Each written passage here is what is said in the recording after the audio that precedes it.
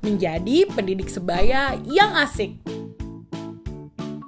Sebagai remaja, tentu kita bisa melihat ada beberapa kesamaan antara kita dan teman-teman di sekitar kita. Bukan berarti perilaku kita sama, tapi sebagian besar remaja memiliki kebiasaan yang serupa. Apa saja contohnya? Pertama, banyak di antara kita memiliki rasa ingin tahu yang besar terhadap sesuatu, baik kabar terkini atau kabar temannya yang lain, atau yang biasa kita sebut sebagai kepo.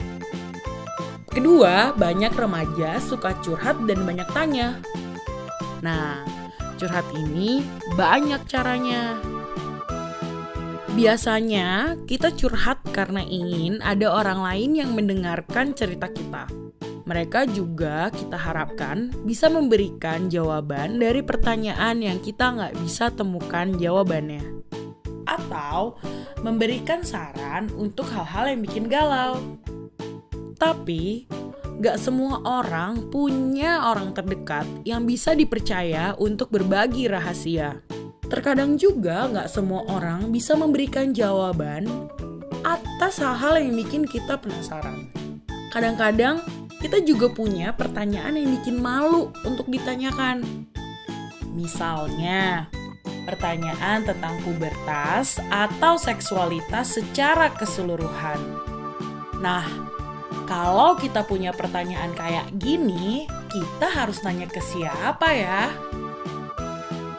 Beberapa hasil penelitian memberikan temuan bahwa orang-orang lebih suka mendengar informasi yang relevan dengan hidup mereka. Informasi ini lebih mereka percaya jika diberikan oleh orang yang sama dengan mereka dan memiliki masalah yang serupa. Nah, disinilah peran pendidik sebaya menjadi penting, terutama untuk memberikan informasi tentang kesehatan reproduksi bagi remaja. Pendidik sebaya adalah mereka yang punya kemampuan untuk memberikan informasi dan pengetahuan kepada teman-teman seusianya. Biasanya mereka sudah terlatih untuk memberikan informasi dan pengetahuan tersebut, sehingga informasi yang mereka sampaikan juga dapat dipercaya. Pendidik sebaya sama dengan teman, guru, dan contoh. Apa maksudnya? Sebagai teman, pendidik sebaya harus punya kemampuan untuk mendengarkan teman lainnya. Bukan hanya sekedar mendengar, tapi mendengarkan dengan sikap tidak menghakimi. Apalagi malah menyebarkan cerita temanmu ke siapapun. Pendidik sebaya juga harus mau mendukung dan menyemangati teman-temannya untuk mengatasi masalah-masalah mereka. Sebagai guru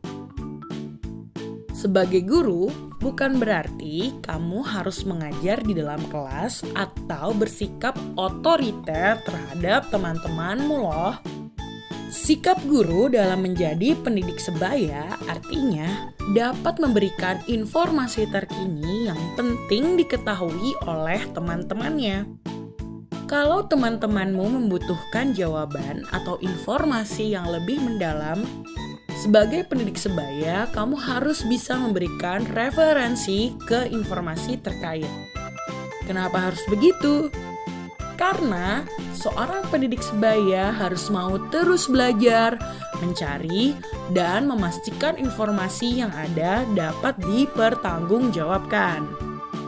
Yang tidak kalah penting, sebagai pendidik sebaya yang baik, kamu juga harus mau berbagi informasi tersebut kepada teman-temanmu. Kamu bisa membagikan informasinya lewat ngobrol santai atau membagikan infonya di media sosialmu. Sebagai contoh bagi teman-teman lainnya.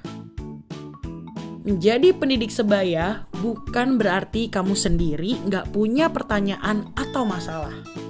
Justru kamu dapat berbagi masalahmu dan ceritakan bagaimana kamu mencari jalan keluar dari masalah tersebut. Hal ini bisa jadi contoh yang baik buat teman-temanmu. Jangan lupa, kita juga harus selalu belajar dan berusaha mempraktikkan informasi-informasi yang kita bagikan sebagai pendidik sebaya. Seperti cara hidup sehat, cara mengambil keputusan, berkomunikasi dengan orang lain, dan lain-lain. Jadilah contoh bagi teman-temanmu tentang bagaimana seharusnya berteman dan belajar di sekolah. Yang paling penting bagi kita semua, terutama bagi pendidik sebaya, adalah memberikan contoh bagaimana kita dapat belajar, istirahat, dan bermain secara seimbang. Jadi pendidik sebaya itu gampang-gampang susah, tapi siapa saja bisa kok jadi pendidik sebaya.